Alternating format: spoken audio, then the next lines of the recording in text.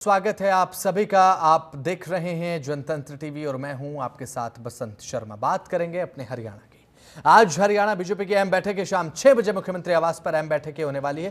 केंद्रीय मंत्री धर्मेंद्र प्रधान बैठक में शामिल रहेंगे। ये बड़ी खबर आपको बता रहे हैं। मुख्यमंत्री नायब सिंह सैनी भी मीटिंग में शामिल रहने वाले हैं और साथ ही महत्वपूर्ण चर्चा इस मीटिंग के दौरान होगी। आने वाले चुनाव को लेकर भी इसमें विचार विमर्श होगा। केंद्रीय मंत्री धर्मेंद्र प्रधान भी बैठक में मौजूद रहने वाले हैं। ये बड़ी खबर आपकी टीवी स्क्रीन पर। मुख्यमंत्री नायब सिंह सैनी भी मीटिंग में शामिल रहेंगे। आज हरियाणा बीजेपी की अहम बैठक शाम 6 बजे मुख्यमंत्री आवास पर यह मीटिंग होगी और कई अहम मायने इस बैठक निकलकर सामने आते हैं जब बात करते हैं हरियाणा विधानसभा चुनाव की, क्योंकि आने वाले समय में हरियाणा में विधानसभा चुनाव भी है। इसीलिए भी इस मीटिंग के मायने काफी अहम हो जाते हैं। शाम 6 बजे सीएम आवास पर यह अहम मीटिंग है और अभी से 20 से 25 मिनट के बाद समय है इस मीटिंग के शुरू होने का। और साथ ही साथ आपको बता दें केंद्रीय मंत्री धर्मेंद्र प्रधान भी इसमें मौजूद रहेंगे।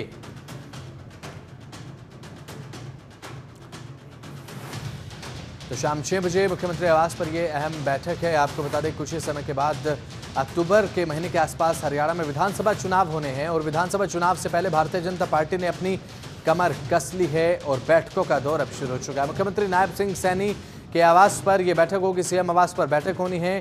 केंद्रीय मंत्री धर्मेंद्र प्रधान भी इस बैठक में मौजूद रहेंगे।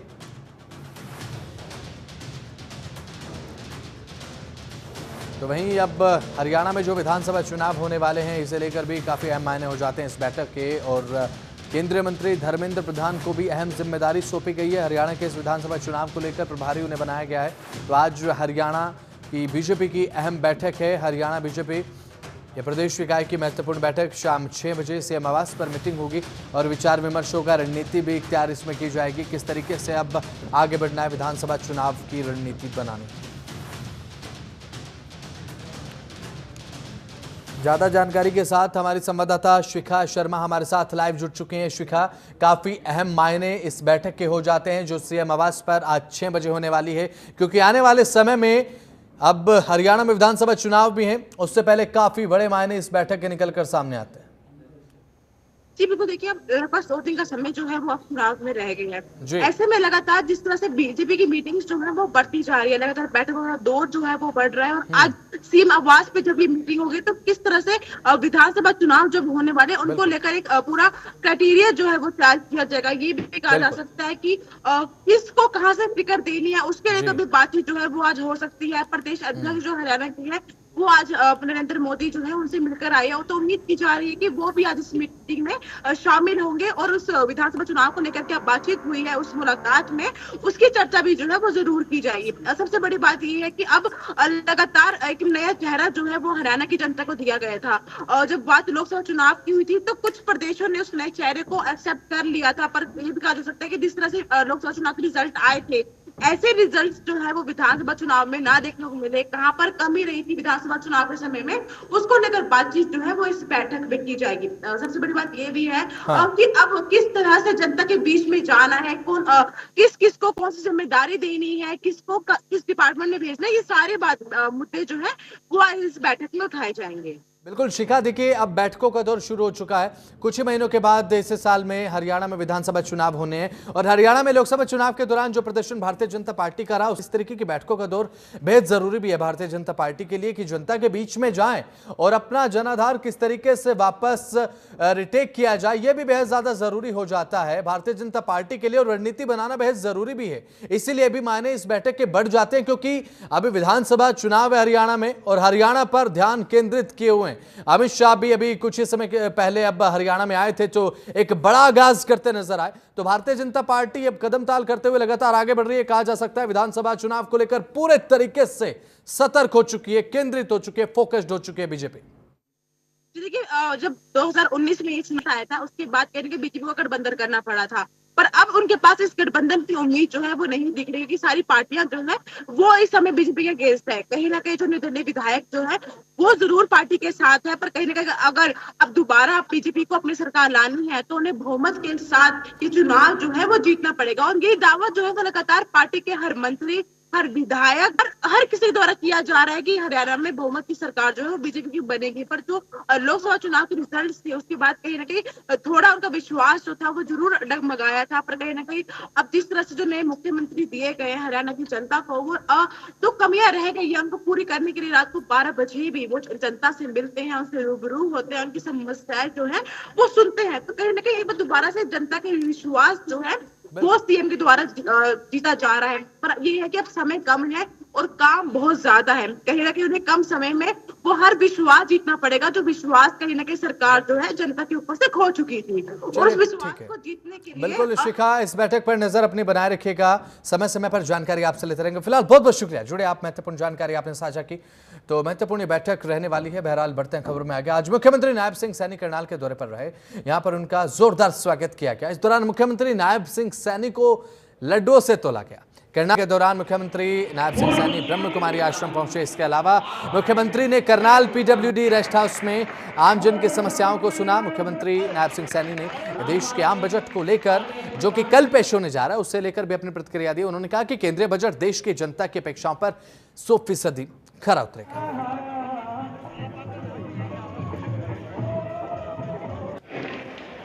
पहले भी कई मांगे वहाँ पर रखी गई हैं और अब भी, क्योंकि जो बजट आया है, ये बजट के अंदर हरियाणा को भी और देश के लोगों को मैंने कहा है कि अमृत काल का बजट है और इस अमृत काल के बजट के अंदर देश आत्मनिर्भर और अमृत काल की तरफ ये भारत बढ़ रहा है।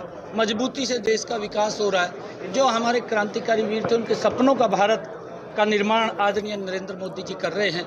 आज जो निर्मला सीतारमण जी ने बजट पेश किया है, मैं उनको कल जो वो बजट पेश करेंगी उनको बहुत बहुत बधाई और शुभकामनाएं। कोर्ट का जो आदेश है वो सर माथे है, उसका सम्मान करते हैं, परंतु जो धार्मिक प्रवृत्ति के लोग हैं, जो शाकाहारी लोग हैं, शाकाहारी को ये नहीं पता चलता कि यहाँ क्या बनता है क्या नहीं बनता। अगर उसके ऊपर कुछ चिन्ह होगा लगा हुआ, लिखा हुआ होगा, जो शाकाहारी है वो शाकाहारी में जाएगा, मांसाहारी है मांसाहारी में जाएगा। तो उसके लिए जो कोर्ट का फैसला आया है उसका सम्मान है कि सभी मिलकर के यात्रा को सफल करें, क्योंकि ये ब्रजमंडल की जो यात्रा है ये आस्थाओं की यात्रा है। भगवान श्री कृष्ण की वो भूमि है और उस भूमि के ऊपर महादेव के मंदिर से लेकर के अलग अलग स्थानों के ऊपर वो ब्रजमंडल की यात्रा चलती है और सभी ने उसके अंदर मिलकर के सहयोग करना चाहिए। उसको किसी हरियाणा को वो एक इस प्रकार का षड्यंत्र है और वो नहीं चाहते कि युवाओं को बिना पर्ची बिना खर्ची के रोजगार मिले, वो उसमें लगातार बाधा बने हुए। परंतु फिर भी हम कोर्ट के अंदर उसको वहाँ पर जा कर के देखते हैं, उसको हम कोर्ट के अंदर लड़ाई लड़ते हैं, लड़ाई लड़के हम युवाओं को न्याय दिलाते हैं। परंतु कांग्रेस जिस प्रकार से अपने कार्यकाल में ना तो युवाओं को रोजगार दे पाई, अगर उन्होंने रोजगार दिया तो भ्रष्टाचार के ऊपर का छोटा मोटा रोजगार किया है। आजकल वो झूठ बोलने का काम कर रहे हैं। कि आदरणीय नरेंद्र मोदी जी का जो बजट है वो अमृत काल को लेकर के वो बजट होगा। देश की अपेक्षाओं पर, देश की आकांक्षाओं के ऊपर ये पूर्ण रूप से 100% खरा उतरने वाला बजट है। ये विकसित भारत का मजबूत नींव रखने वाला ये बजट होगा और इससे देश के हर वर्ग को, चाहे वो गरीब है, चाहे वो मध्यम वर्ग है, चाहे उच्च वर्ग है, हर वर्ग को इस बजट से लाभ मिलने वाला है और मजबूती से भारत देश आगे बढ़ने वाला है। मैं ये देखता हूं कि इस विकसित भारत अमृत काल के अंदर जो ये बजट है, ये बजट भारत को आगे बढ़ाने में एक मील का पत्थर साबित होगा। तो वहीं कैथल की अगर बात करें तो कैथल में कैबिनेट मंत्री महिपाल ढांडा कपिल कमल कार्यालय पहुंचे और साथ ही यहां पर उन्होंने पंच सरपंचों के साथ मुलाकात भी की और गांव में किए जाने वाले विकास कार्यों को लेकर बातचीत उन्होंने की। इस दौरान उन्होंने कांग्रेस पर जमकर निशाना साधा और महिपाल ढांडा ने क्या कुछ कहा, उन्हीं की जुबानी सुनिए। हरियाणा प्रदेश की जनता हिसाब मांग रही है कांग्रेस वालों कि तुम लोगों ने करोड़ों रुपए के घोटाले करके, करोड़ों करोड़ों रुपए के घोटाले करके अपने जीजा को पाल दिया हरियाणा में, उसका जवाब दो। 1 करोड़ की जमीन को 1 रुपए में दे के वाहवाही लूट के और जीजा किसी के साथ जो आपने गुटरगू की है ना, उस गुटरगू का हिसाब हरियाणा की जनता मांग रही है। शर्म करो, हिसाब उनसे मांग रहे हो जिन्होंने हरियाणा प्रदेश का नक्शा बदला है, जिन्होंने डेवलपमेंट के नए आयामों को छुआ है। तुमने कोई काम किया नहीं है, तुम लोगों ने कभी हरियाणा देश के हितों को ध्यान दिया नहीं है। आप एक काम बताइए कि हमने हरियाणा प्रदेश की जनता के लिए एक ये काम किया, फिर बात करना। तो हरियाणा में बीजेपी के नए प्रदेश अध्यक्ष मोहनलाल बड़ौली ने राजधानी दिल्ली में प्रधानमंत्री नरेंद्र मोदी से मुलाकात की। इस दौरान दोनों के बीच में विधानसभा चुनाव को लेकर महत्वपूर्ण चर्चा हुई और इसी के साथ संगठनात्मक विषयों पर भी बातचीत हुई।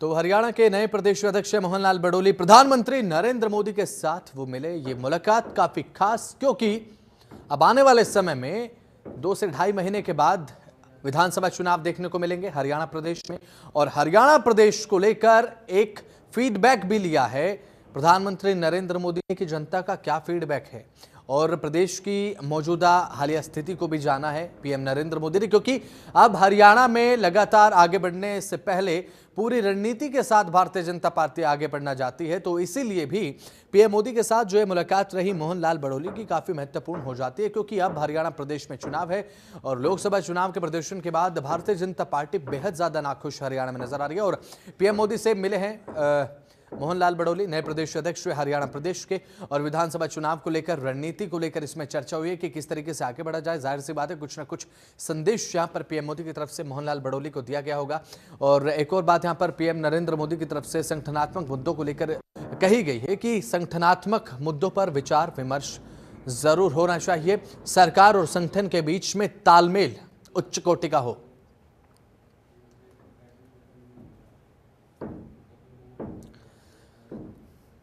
तो संगठनात्मक विषयों पर बातचीत हुई है प्रधानमंत्री नरेंद्र मोदी और हरियाणा बीजेपी के नए प्रदेश अध्यक्ष मोहनलाल बड़ौली के बीच में। ये मीटिंग काफ़ी महत्वपूर्ण रही क्योंकि हरियाणा में आने वाले समय में विधानसभा चुनाव है और विधानसभा चुनाव में किस तरीके से अपना खोया हुआ जनाधार वापस लेना है, इसे लेकर बेहद ज़्यादा ज़रूरी हो जाता है चिंतन मनन। इसी बीच एक बड़ी खबर अंबाला से सामने आ रही है। सीधा रुक कर है बड़ी खबर का। अंबाला में एक ही परिवार के 5 लोगों की हत्या कर दी गई। रिटायर्ड फौजी ने पूरे परिवार को मौत के घाट उतार दिया। आरोपी ने अपने छोटे भाई के पूरे परिवार की हत्या कर दी। जमीनी विवाद का यह पूरा मामला है। इसके चलते इस वारदात को अंजाम दिया गया। नारायणगढ़ के पीर माजरी रतौर गांव की पूरी घटना बताई जा रही है। आपको बता दें कि एक परिवार के 5 लोगों की हत्या कर दी गई। आप अंदाजा लगा सकते हैं कितना संगीन अपराध है। एक साथ 5 लोगों की हत्या। नारायणगढ़ के पीर माजरी रतौर गांव की पूरी घटना बताई जा रही है, जहां पर अंबाला के एक ही परिवार के 5 लोगों की हत्या कर दी गई है। और आपको यह भी जानकारी हम दे दें कि रिटायर्ड फौजी ने पूरे परिवार को मौत के घाट उतार दिया और यह कोई और परिवार नहीं, अपने छोटे भाई के परिवार को खत्म कर दिया गया। जमीन के चक्कर में, जमीनी विवाद के चक्कर में अपने छोटे भाई के परिवार को खत्म कर दिया एक रिटायर्ड फौजी ने। आरोपी ने अपने छोटे भाई के पूरे परिवार को मौत के घाट उतार दिया और विवाद खत्म ही कर दिया एक तरीके से, भी आप कह सकते हैं, क्योंकि दोनों परिवारों के बीच में एक जमीनी विवाद चल रहा था। और यह जमीनी विवाद इस मुआने तक पहुंच जाएगा कि एक बड़े भाई ने जमीन को लेकर, जमीन की एक बात को लेकर अपने छोटे भाई समेत उसके बच्चे, उसकी बीवी, सभी को मौत के घाट उतार दिया है। तो एक बड़ी वारदात है। नारायणगढ़ के पीर माजरी रतौर गांव की पूरी घटना बताई जा रही है, जहां पर एक रिटायर्ड फौजी ने अपने छोटे भाई के परिवार को बिल्कुल खत्म कर दिया। और उसके पीछे की वजह है जमीनी विवाद। जमीनी विवाद इतना बड़ा हो गया कि एक बड़े भाई ने छोटे भाई के परिवार को मौत के घाट उतार दिया। तो क्या जमीनी विवाद इतना बड़ा हो सकता है कि एक बड़ा भाई छोटे भाई के परिवार को खत्म कर दे? यह भी एक सवाल निकलकर सामने आता है। अब रिटायर्ड फौजी ने छोटे भाई के परिवार को पूरी तरह से खत्म कर दिया है। पुलिस की कार्रवाई आने वाले समय में क्या रहेगी, ये देखने की बात है। एक परिवार का कोई विवाद बताया गया जिसमें एक भाई ने अपने छोटे भाई की पूरी फैमिली में, खुद उसकी भाई को, उसकी पत्नी को, एक बेटा है, एक भतीजी है और 6 माह का बच्चा भी है, और साथ में माँ को भी मौत के घाट उतार दिया। तो बड़ा ही दुखद और विचलित करने वाली घटना है। हम पुलिस द्वारा ये कार्रवाई की जा रही है, पुलिस के द्वारा प्रत्यार किए जा रहे हैं। पुलिस के पेपर जैसे ही प्राप्त होंगे हमने डॉक्टर की ड्यूटी लगा दी है, फोरेंसिक एक्सपर्ट बुला दिया है और वो तुरंत इस कार्रवाई में शुरू होकर कर देंगे। पोस्टमार्टम शीघ्र करके बॉडी परिवार के लोगों को। तो कल एक रात को बहुत दुर्भाग्यपूर्ण घटना गांव रतौर जो कि नारायणगढ़ थाना क्षेत्र के तहत पड़ता है।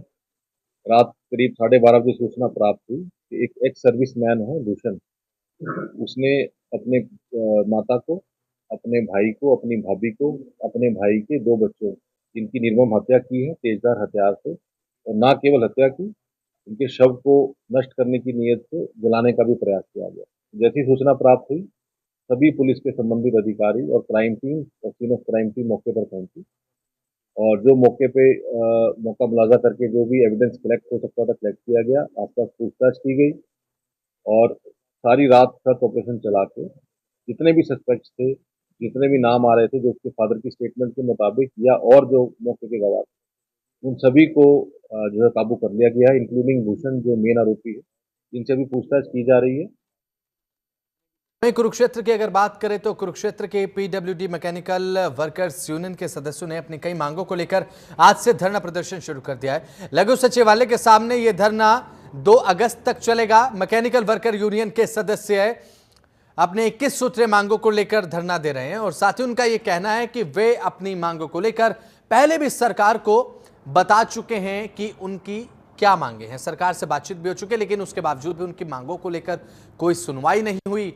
इसके साथ ही उन्होंने हरियाणा सरकार को चेतावनी भी दी है कि अगर सरकार उनकी मांगे नहीं मानेगी तो वे मुख्यमंत्री आवास का घेराव भी करेंगे।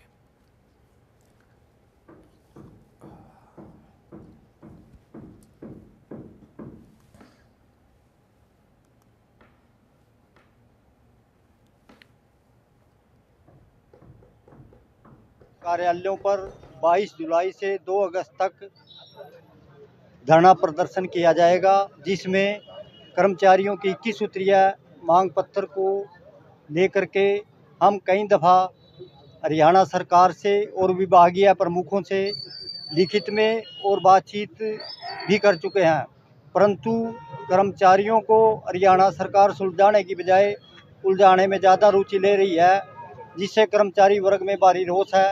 कर्मचारियों के रोष को देखते हुए प्रदेश कमेटी ने निर्णय लिया है कि अगर उपायुक्त कार्यालयों के धरना प्रदर्शन के बावजूद भी सरकार कर्मचारियों की मांगों को बातचीत द्वारा नहीं करती तो 11 अगस्त को करनाल में मुख्यमंत्री आवास का घेराव किया जाएगा। जो केंद्रीय कमेटी के आह्वान पर धरना प्रदर्शन के माध्यम उपायुक्त के माध्यम से हरियाणा के मुख्यमंत्री को अपनी मांगों का 21 सूत्रीय ज्ञापन भेजने का काम करने के लिए धरना प्रदर्शन दिया जा रहा है और सरकार से अपील करते हैं कि भाई जो 21 सूत्रीय मांग पत्र आ रहा है आप इन मांगों का समाधान बातचीत से करें। तो वहीं हरियाणा कंप्यूटर प्रोफेशनल्स संघ के सदस्यों ने अपनी मांगों को लेकर लघु सचिवालय के सामने प्रदर्शन किया। इसके साथ ही उन्होंने सरकार के खिलाफ नारेबाजी भी की और धरना दे रहे लोगों का ये कहना कि वे पिछली 15 जुलाई से धरना दे रहे हैं। उन्होंने कहा कि वे अपनी मांगों को लेकर मुख्यमंत्री नायब सिंह सैनी से भी मिल चुके हैं, बावजूद उसके अभी तक मांगे पूरी नहीं हो पाई। इसके साथ ही उन्होंने राज्य मंत्री सुभाष सुधा को ज्ञापन सौंपा है और अपनी बात कही।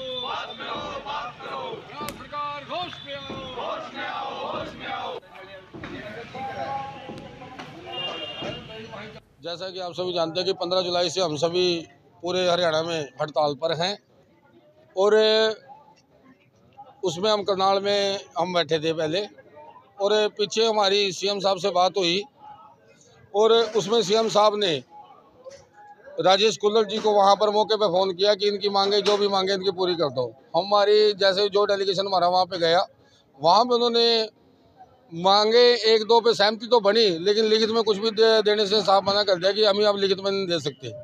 और उसके बाद फाइल उमा शंकर जी के पास पेंडिंग पड़ी है, उमा शंकर जी ने उसके ऊपर अभी तक कोई डिसीजन नहीं लिया। तो सिर्फ ये कोई भी हमारी मांग पूरी ना करने की एक मंशा लगा लो, सिर्फ एक गोलीबाजी सरकार की हमें इसमें लग रही है। तो हमें जब तक हमारी मांग पूरी नहीं होती हम ऐसे ही स्ट्राइक पर रहेंगे और ऐसे हमारा धरना चलता है कि हमारी मांगे पूरी की जाएं, जिनमें हमारी मुख्य मांगे हैं कि हमें 58 साल की सुरक्षा का प्रावधान किया जाए, हमारी जॉब सिक्योरिटी जिससे कि हो पाए, लीड्स का केंद्रीयकरण किया जाए। 2018 से 14 से हम संघर्ष कर रहे हैं और हमें एक आश्वासन देके चुप करा दिया जाता है कि हो जाएगा ये काम, लेकिन कभी इम्प्लीमेंट नहीं होती है। 14 में भी ऐसा ही हुआ, 2018 में भी हमने 17 दिन की स्ट्राइक की थी, वहाँ पे भी हमें आश्वासन मात्र दे दिया गया कि आपके सर्विस रूल बना दिए जाएंगे, जो कि आज तक किसी भी है ही नहीं, कहीं पे ख़त्म ही कर दिया गया उनको। तो कुरुक्षेत्र में करीब 70 साल पुराने ऐतिहासिक बिरला मंदिर की जमीन को बेचने के मामले को लेकर बिरला मंदिर बचाओ संघर्ष समिति ने आज धरना शुरू किया है। प्रदर्शन कर रहे लोगों का कहना है कि मंदिर के लिए डीसी को ज्ञापन भी सौंपा गया, लेकिन अभी तक कोई कार्रवाई नहीं हुई। ये मंदिर कुरुक्षेत्र की धरोहर है, इसलिए किसी भी कीमत पर इसकी जगह पर मार्केट नहीं बनने देंगे।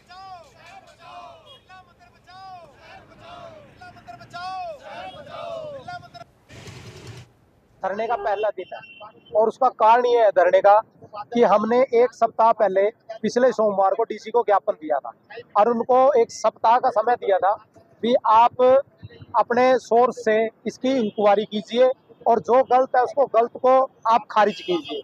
लेकिन डीसी साहब ने हमें आश्वासन भी दिया था ज्ञापन लेते वक्त, उन्होंने कहा था कि आपको इसके बारे में अवगत कराया जाएगा, आप एक नंबर मुझे दे दीजिए।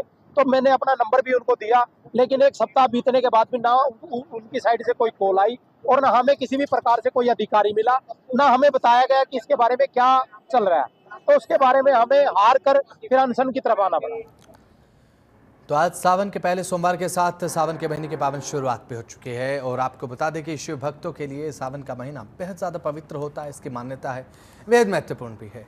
और साथ ही फरीदाबाद के बल्लभगढ़ शिव मंदिर में सोमवार के दिन भक्तों का सैलाब देखने को मिला और श्रद्धालुओं ने भगवान शिव की आराधना की, पूजा की, बेलपत्र, धतूरा, दूध अर्पित कर यहाँ पर जलाभिषेक भी किया गया और साथ ही इस दौरान भक्तों में काफ़ी उत्साह, उमंग, आस्था, भक्तिभाव देखने को मिला।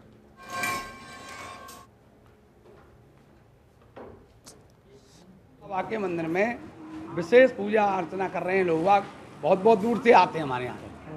चावला कॉलोनी में बहुत सारे मंदिर हैं, फिर भी हमारे यहाँ 3 सेक्टर से 7 सेक्टर से 9 सेक्टर से जल चढ़ाने के लिए आते हैं, क्योंकि प्राचीन मंदिर है, इसलिए भगवान भोले बाबा सबकी मनोकामना पूरी कर रहे हैं, इसलिए उत्साह है लोगों में। 16 वस्तुओं से पूजा होती है, पंचोपचार और षोडशोपचार। षोडशोपचार में 16 वस्तु और पंचोपचार में 5 पंचामृत से अभिषेक एवं जल। यहाँ पर काफ़ी श्रद्धालु आए हुए हैं और सभी में भगवान के प्रति बहुत अधिक उत्साह है, खासकर हमारी मातृशक्ति और बहनों में, क्योंकि भगवान शिव के सावन के मास में भगवान शिव पे जल और बेलपत्र चढ़ाने से सांसारिक दुखों से मुक्ति प्राप्त होती है। ऐसा हमारे पुराणों में और हमारे साधु संतों के द्वारा हमने जो सुना है, तो ये अत्यधिक खुशी की बात है। और हमें अपने सनातन में जो हमारे देवता हैं, महादेव हैं, भगवान विष्णु हैं, इनकी पूजा अवश्य करनी चाहिए। बहुत उत्साह है। अब भोलेनाथ जी गौरी माता पधारे हैं सावन के महीने में, और उनकी उससे ज़्यादा खुशी क्या है, सब जगह खुशियाँ बरसाएं अपने देश और अपने परिवारों में। हमने भोले जी को जल चढ़ाया और उनको उनके जो पसंदीदा चीज़ हैं, जैसे कि बेलपत्ता चढ़ाते हैं, फूल चढ़ाते हैं और उनका तिलक करते हैं चंदन से, और ओम नमः शिवाय का जाप करते हैं, वो सब किया और बहुत अच्छा लग रहा है। तो चलिए फिलहाल इस बुलेटिन में इतना ही। आप देखते रहे जनतंत्र टीवी। नमस्कार।